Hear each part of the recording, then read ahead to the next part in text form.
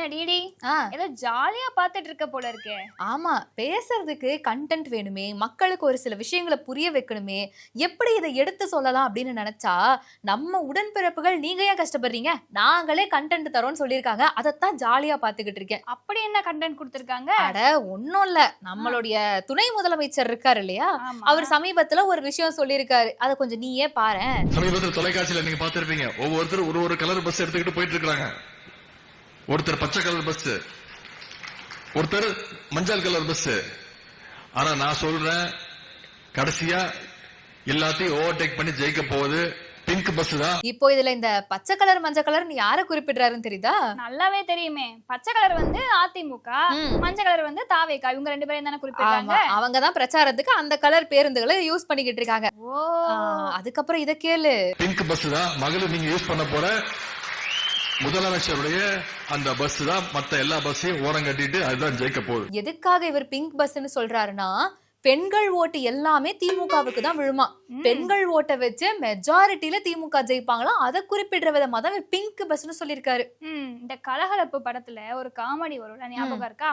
நம்ம ஊர் சைடு வந்து ஆண்கள் அதிகமா இருக்காங்களா பெண்கள் அதிகமா இருக்காங்களா? அப்போ ஆண்கள் அதிகமா இருக்காங்கன்னா நீ அதை கூட, பெண்கள் அதிகமா இருக்காங்கன்னா இதை கூட அப்படின்ற மாதிரி இவங்க வந்து பிங்க் கலர் பஸ் மூலமா பெண்களை கவர்றதுக்காக ஒண்ணு சொல்றாங்க. ஆமா, அந்த பிங்க் கலர் பஸ்ஸோட லட்சணம் என்னன்னு சொல்லிட்டு நம்ம தமிழ்நாட்டு மக்களுக்கே தெரியுமே. பஸ்ல ஏறணும் அப்படின்னா நீ ஓசில தானே வர, எதுக்கு சீட்ல உட்கார்ற, எந்திரின்னு சொல்ற ஒரு அவலநிலையா இருக்கட்டும். அந்த பஸ்ல படிக்கட்டு கூட சரியா இல்ல, உட்கார்ற சீட்டு சரியா இல்ல, பஸ்ஸோட டாப் வந்து சரியா இல்ல, பறந்து அப்படியே அடிச்சுட்டு போயிட்டு இருக்கு அப்படின்ற மாதிரி நிறைய கம்ப்ளைண்ட் வந்துட்டு தானே இருக்கு. கடைசியா எல்லாத்தையும் ஓவர்டேக் பண்ணி ஜெயிக்க போகுது பிங்க் பஸ் தான்.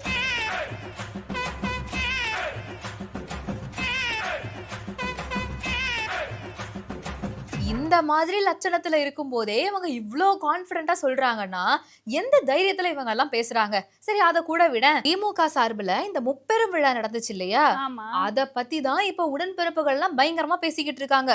இவங்களுக்கு எவ்வளவு கூட்டம் வந்துச்சு தெரியுமா, திரள் திரளா மக்கள் வந்தாங்க தெரியுமான்னு பேசிக்கிட்டு இருக்காங்க. அப்படியா, கூட்டம் வந்துச்சா என்ன? கூட்டம் வந்துச்சு. இந்த கொசு எல்லாம் வரும் இல்லையா, அந்த மாதிரி 1-2, அதுவும் காசு கொடுத்து கூட்டிட்டு வந்தாங்கன்னு சொல்லிட்டு கேள்விப்பட்டேன். ஆமா, அதுவும் கேமராவெல்லாம் வந்து ஆங்கிள் மாத்தி வச்சு அப்படியே நிறைய கூட்டம் இருக்க மாதிரி எல்லாம் எடுத்து போட்டிருந்தாங்க. சரி, அதெல்லாம் கூட விட, இந்த முப்பெரும் விழா முடிஞ்சதுக்கு அப்புறமா ஒரு அக்கா ஒரு விஷயத்த பேசியிருக்காங்க. அத நீ கொஞ்சம் பாரு. வந்த மாதிரி அந்த விழா மேடையை விட்டு செல்வது எப்படி என்பதை திமுக தொண்டன் படிச்சுட்டு வந்து அரசியல பண்ணுங்கடா. தலைவனுக்கும் தெரியாது, தற்கூரிகளுக்கும் தெரியாது, பார்த்து படிங்கடா. இதுக்கான பதில் வீடியோவை நான் காமிக்கிறேன். ஆனா இத பத்தி நீ என்ன நினைக்கிறேன்னு சொல்ல. அதாவது திராவிட முன்னேற்ற கழகத்தில் உண்மையான ஒழுக்கமான தொண்டர்களா திமுக நிர்வாகிகள் எல்லாருமே எந்த மாதிரியான ஒழுக்கத்துல இருப்பாங்கன்னு சொல்லிட்டு தமிழ்நாட்டு மக்களுக்கே தெரியும்னு நினைக்கிறேன். ஊழல்ல இருந்து ஆரம்பிச்சு, மணல் கொள்ளையில இருந்து ஆரம்பிச்சு எல்லா இடத்துலயுமே அவங்க செய்யாத அட்டூழியங்களே கிடையாது. இதுல இந்த அக்கா சொல்றாங்களே, சேர்களை வந்து உடைக்காம இருக்கும் அப்படின்னு சொல்லிட்டு, ஆட்கள் வந்தாதானங்க அங்க உடைக்கிறதுக்கு, ஆட்களே வரல அப்புறம் எப்படி உடைப்பாங்க? இன்னொன்னு சொல்ல போனா, இந்த முப்பெரும் விழா நடந்தது இல்ல, அந்த விழாவோட கடைசியில ஒரு சம்பவம் நடந்திருக்கும். என்னன்னா, திமுக நிர்வாகிகளும் பொதுமக்களும் ஆஹா விழா முடிஞ்சிச்சு, பேசி முடிச்சிட்டாங்க அப்படின்னு சொல்லிட்டு அங்க இருக்கக்கூடிய வாழைத்தாள்களை அப்படியே வெட்டி கையோட எடுத்துட்டு போயிருப்பாங்க. அது மட்டுமா, இன்னும் கொஞ்சம் சிறப்பான சம்பவங்கள் எல்லாமே நடந்திருக்காமே. என்ன சம்பவம்? திமுக தொண்டன் படிச்சுட்டு வந்து அரசியல பண்ணுங்கடா. தலைவனுக்கும் தெரியாது, தற்கூரிகளுக்கும் தெரியாது, பார்த்து படிங்கடா. இந்திய அரசியல் வரலாற்றிலேயே திராவிட முன்னேற்ற கழகத்தில் இருக்கும் தொண்டனை மாதிரி ஒரு ஒழுக்கமான ஒரு தொண்டனை நீங்க வந்து பார்த்திருக்கவே முடியாது. எப்படி ஒழுக்கமான தொண்டர்கள் செய்யற செயலை பாத்தியா? இதையெல்லாம் நாம சொன்னோம்னா உடனே உடன்பிறப்புகள் கோச்சுக்கிட்டு வந்துருவாங்க. சரி, இதே ஒரு பக்கம் இருக்கட்டும். இன்னொரு பக்கம் முதல்வர் மு க ஸ்டாலின் இருக்காரு இல்லையா, சமீபத்துல அவர் வந்து ஒரே விஷயத்த புடிச்சு பிரச்சனையா பண்ணிக்கிட்டே இருக்காரு. என்ன அப்படின்னா, எதிர்கட்சி தலைவரான எடப்பாடி பழனிசாமி அவர்கள் சமீபத்துல டெல்லி பயணம் போயிருந்தாரு. எதுக்காக அப்படின்னா, சி.பி. ராதாகிருஷ்ணன் ஜெயிச்சிருக்காரு இல்லையா துணை குடியரசுத் தலைவரா, அவருக்கு வாழ்த்துக்கள் தெரிவிக்க போயிட்டு வரும்போது அவர் வேற ஒரு கார்ல வந்திருக்காரு. கூட ஏதோ ஒரு தொழிலதிபர் இருந்திருக்காங்க போல. உடனே முதல்வர் வந்துட்டு, கிட்டத்தட்ட 8 கோடி ரூபாய் மதிப்புள்ள ஒரு சொகுசு கார்ல நீங்க ரிட்டர்ன் வந்திருக்கீங்க, ஒரு விவசாயின்னு சொல்றீங்க, விவசாயிக்கு எப்படி இப்படிப்பட்ட ஒரு காஸ்ட்லி கார் இருக்க முடியும் அப்படிங்கிற மாதிரி என்னென்ன குற்றங்களை சொல்ல முடியுமோ சொல்லிக்கிட்டு இருக்காருங்க. உங்களுக்கு விமர்சனம் வைக்கிறதுக்கு வேற பாயிண்டே கிடைக்கலையா? என்ன சொல்லி விமர்சனம் வைக்கிறதுன்னு தெரியலையே. சரி, இதை சொல்லுவோம், காரை சொல்லுவோம், இந்த கர்ச்சிப்பை சொல்லுவோம். கர்ச்சிப் மேட்ரு விட்டுடியே, அவர் வந்து முகத்தை தொடச்சிட்டு இருந்தாராம். அப்ப வந்து இந்த ஊடகத்துல இருக்கிறவங்க போட்டோ எடுத்துட்டு, இங்க பாருங்க டெல்லி போயிட்டு அங்க என்ன நடந்துச்சுன்னு தெரியல, முகத்துல கர்ச்சிப்பை போட்டு வராருன்னு சொல்லிட்டு எவ்வளவு அவதூறா பரப்புனாங்க தெரியுமா? ஊடகங்கள் எல்லாத்துலயுமே ஆகா இந்த மீட்டிங் நடந்திருக்கு, என்ன பேசியிருப்பாங்க, என்ன பின்னணி இருக்கும் அப்படின்னு சொல்லிட்டு அதிமுகவை மட்டும்தான் பேசிட்டு இருக்காங்களே தவிர திமுக பண்ற எந்த ஒரு விஷயத்தையுமே வெளியவே கொண்டு வர மாட்டாங்க. ஏன்னு யோசிச்சிருக்கியா? ஏன்னா எல்லாமே ஒரு மடைமாற்று அரசியல் தான். திமுக செய்யற எந்த ஒரு விஷயமா இருந்தாலும் வெளியே தெரியவே கூடாதுன்றதுக்காக தான் ஊடகங்கள் எல்லாத்தையும் கைக்குள்ள வச்சுக்கிட்டு இருக்காங்கல்ல. சரி மோகனா, இப்ப எனக்கு என்ன டவுட் அப்படின்னா, முதல்வர் வைக்கக்கூடிய குற்றச்சாட்டு என்ன? விவசாயின்னு நீங்க சொல்றீங்க, ஆனா 8 கோடி மதிப்புள்ள கார்ல வந்திருக்கீங்க அப்படிங்கறதா. எடப்பாடி அவர்கள் வந்ததோ டெல்லியில. அப்படி பார்த்தா அவர் கூட இருந்தவங்க முன்னாடியே கிளம்பி போயிருக்கலாம், அதனால இவர் வேற கார்ல வந்திருக்கலாம், இல்ல ஒரு தொழிலதிபரோட ஒரு பேச்சுவார்த்தைக்காக அந்த கார்ல வந்திருக்கலாம். இந்த மாதிரி எக்கச்சக்கமான விஷயங்கள் இருக்கலாம், அதெல்லாம் நமக்கு தெரியாது. இருந்தாலுமே இப்படி ஒரு குற்றச்சாட்டை வைக்கிறாங்க.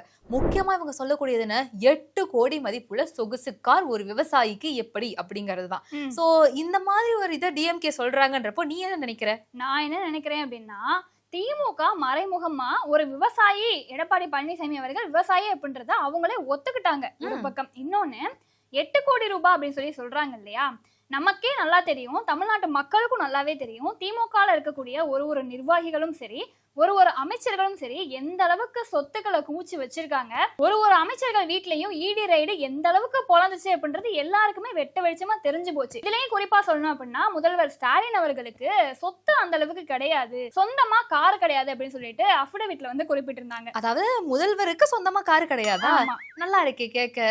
சொத்துக்களும் அந்த அளவுக்கு கிடையாது, நாங்க சொத்துக்களை குவிக்கல அப்படின்னு சொல்லியிருந்தாங்க இல்லையா. நீ கொஞ்சம் யோசிச்சு பாரு, நம்ம மு.க. ஸ்டாலின் அவர்களுடைய பையன் உதயநிதி அவர்கள், அவரை வந்து ஒரு காலத்துல காலேஜ் முடிச்சுட்டு ஒரு கம்பெனி ரன் பண்ணிட்டு இருந்தாரு. அது வந்து பயங்கரமா லாஸ்ல போச்சு. அதுக்கப்புறமா ஒரு ப்ரொடக்ஷன் கம்பெனி ஆரம்பிச்சாரு. சிகப்பு பூதம் அதானே? அதேதான், ரெட் ஜெயிண்ட் அப்படின்னு சொல்லிட்டு ஆரம்பிச்சாரு இல்லையா. அவருடைய முதல் படமே விஜய் அவர்களை வச்சு குருவி படம் தான் எடுத்தாங்க.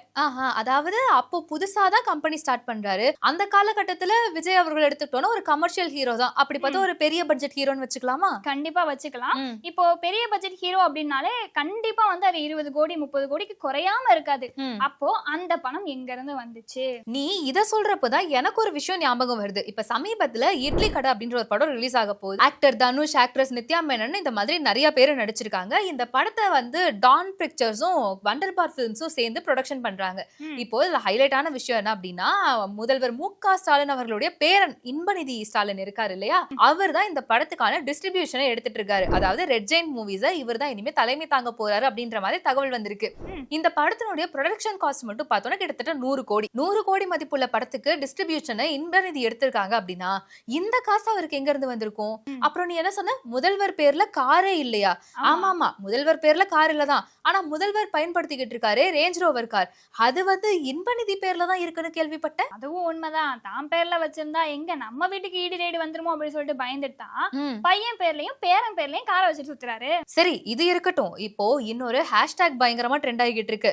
முதல்வர் வந்து ஒரு விஷயம் சொல்லியிருக்காரு, தமிழ்நாட்டை தலைகுனிய விடமாட்டோம். எதுக்காக அப்படின்னா, இப்போ சென்ட்ரல்ல பார்த்தா அப்படின்னா ராகுல் காந்தி அவர்கள் என்ன பேசுறோம் எதுவுமே தெரியாம ஓட் சோரி அப்படிங்கறத வச்சு பேசிக்கிட்டு இருக்காரு. அத பத்தி நம்ம சேனல்லே நிறைய வீடியோஸ் எல்லாம் வந்துகிட்டு இருக்கு. அத வந்து இவரும் கையில எடுத்துக்கிட்டு இந்த ஓட் திருட்டு அப்படிங்கிறது நடக்காம இருக்கணும், தமிழக மக்களுக்கு உரிமை கிடைக்கணும்னு சம்பந்தமே இல்லாம பேசுறாரு. இருந்தாலும் இவர் சொல்லக்கூடிய விஷயம்னா தமிழர்களை தலைகுனிய விட மாட்டோமா. தமிழர்களை தலைகுனிய விட மாட்டோமா? அவர்தான் தலைகுனிய வச்சுட்டாரே. எவ்வளவு விஷயம் நடந்திருக்கு, அதெல்லாம் பத்தி பேசுறாங்களா இங்க? அந்த ஓட்சோரி அப்படின்ற அர்த்தமே இல்லாத ஒரு நியூஸை கையில எடுத்துட்டு தமிழ்நாடே தலைகுனிய வைக்க மாட்டோம்னு சொல்லிட்டு ஒரு வார்த்தையில மக்களை ஏமாத்திட்டு இருக்காங்களே, இது எப்படி எடுத்துக்கிறது? ஆனா உண்மையானுமே தமிழக மக்களை நிறைய இடங்கள்ல தலைகுனிய வச்சது திமுக அரசு தான். அப்படி முதல்ல ஒரு விஷயம் பார்த்தோம் அப்படின்னா, இந்த மீத்தேன் பிரச்சனை எல்லா செய்தி சேனல்களும் ரொம்ப பரபரப்பா கவர் பண்ணிக்கிட்டு இருந்த ஒரு நியூஸ் அப்படின்னே சொல்லலாம். 2009 காலகட்டங்கள்ல, அதாவது திமுக ஆட்சி காலத்துல பார்த்தோம் அப்படின்னா, டெல்டா பகுதிகள்னு சொல்லுவோம் இல்லையா, தஞ்சாவூர் இந்த மாதிரி ஏரியாக்கள்ல மீத்தேன் எடுக்கிறோம் அப்படிங்கிற பேர்ல மத்திய அரசு சார்பில் 2 ஆர்கனைசேஷன்ஸ் உள்ள வராங்க. அதுல ஒரு முக்கியமான ஆர்கனைசேஷன்ஸ்னா ONGC. ஓகேவா?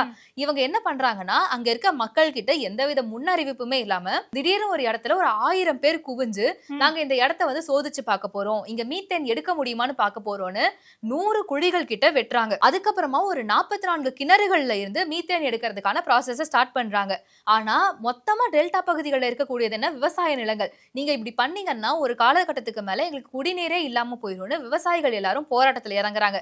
இந்த இடத்துல மீத்தேன் வரக்கூடாது, அதுக்கு பதிலா டெல்டா பகுதியை விவசாயிகள் நிலமா நீங்க அறிவிக்கணும், அப்பதான் யாருமே பிரச்சனைக்கு வரமாட்டாங்கன்னு சொல்றாங்க.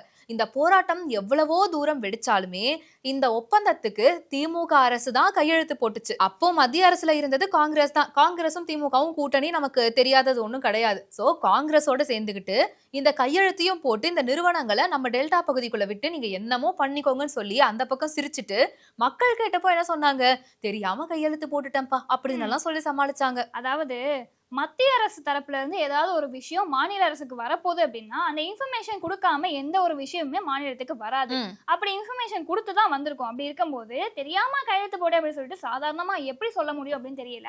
இதே மாதிரி ஒரு இன்சிடென்ட் தான் இந்த இலங்கை தமிழர்கள் வந்து படுகொலை செய்யப்பட்டாங்கல்ல. ஆமா, அந்த இன்சிடென்ட் அதாவது 1971 இந்த காலகட்டங்கள்ல இருந்து ஆரம்பிச்சு 2009 காலகட்டங்கள் வரைக்குமே நிறைய இலங்கை தமிழர்கள் வந்து படுகொலை செய்யப்பட்டிருக்காங்க. இப்ப உதாரணத்துக்கு 1991 பார்த்த அப்படின்னா யாழ்ப்பாணத்துல 11 இலங்கை தமிழர்கள் வந்து படுகொலை செய்யப்படுறாங்க. அப்ப தமிழ்நாட்டுல யார் ஆட்சியில இருந்தாங்க அப்படின்னா திமுக தான் ஆட்சியில இருந்திருக்காங்க. இப்போ இதே மாதிரி படுகொலை அப்படின்றது ஒரு வருடங்களும் அதிகமாயிட்டே இருந்திருக்கு. அதுவும் குறிப்பா திமுக ஆட்சி எப்பெல்லாம் வருதோ அப்பெல்லாம் அதிகமாயிட்டே இருந்திருக்கு. இப்போ உதாரணத்துக்கு இப்போ 2009 பீரியட்ல முள்ளிவாய்க்கால் அப்படின்னு சொல்லிட்டு ஒரு இலங்கை தமிழர்களுடைய படுகொலை நடந்தது. இதுல குறிப்பா சொல்லணும் அப்படின்னா 40,000 இருந்து 70,000 இலங்கை தமிழர்கள் வந்து படுகொலை செய்யப்பட்டாங்க. இந்த காலகட்டத்துல தானே கருணாநிதி அவர்கள் நான் உண்ணாவிரதம் இருக்க போறேன் அப்படின்னு சொல்லி ஒரு 8 தலகாணிகளை சுத்தி போட்டுக்கிட்டு 4 ஏர் கூலரை வச்சுட்டு உண்ணாவிரதம் எல்லாம் இருந்தாரு. ஆமா, நீ சொன்னது கரெக்ட் தான். இலங்கையில வந்து போராட்டம் முத்தி போகுது அப்படின்ற ஒரு காரணத்துக்காக, போராட்டத்தை தடுத்து நிறுத்தணும் அப்படின்ற ஒரு காரணத்துக்காக ஒரு டிராமா பண்ணாரு. அதுதான் இந்த டிராமா.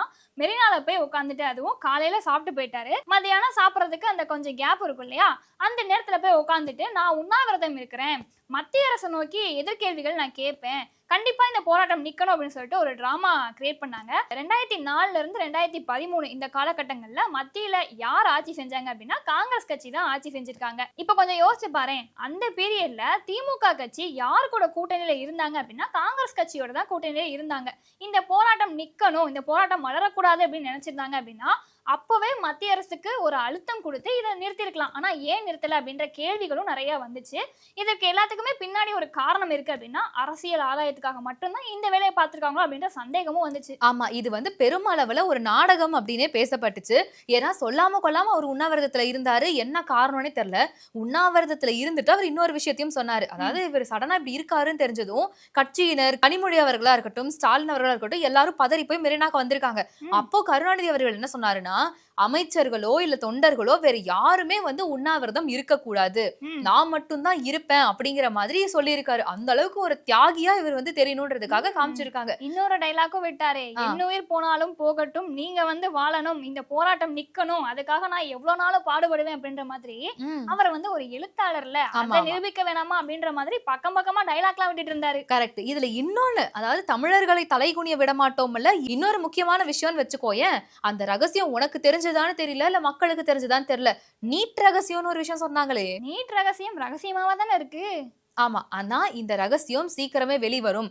இன்னைக்கு வரைக்குமே திமுக சார்பில் சொல்லக்கூடியது என்ன, நீயே பாரு, எதிர்கட்சியா இருந்தப்போ கெட்டதை கூட தைரியமா செஞ்சோம், ஆனா ஆளுங்கட்சியா இருக்கிறப்போ நல்லதை கூட ஜாக்கிரதையா, பொறுமையா, நிதானமா, ஒரு முறைக்கு பல முறை யோசிச்சு சிந்திச்சு செய்ய வேண்டிய நிலையில் இருக்கிறோம். இந்த தமிழர்களை தலைகுனிய விட மாட்டோம் சீரிஸ் இதோட முடிஞ்சுச்சான்னு கேட்டா கிடையாது. திமுக செஞ்ச செயல்கள் அப்படின்னு பார்த்தோம்னா அது ஒரு லிஸ்டா போய்கிட்டே இருக்கும்.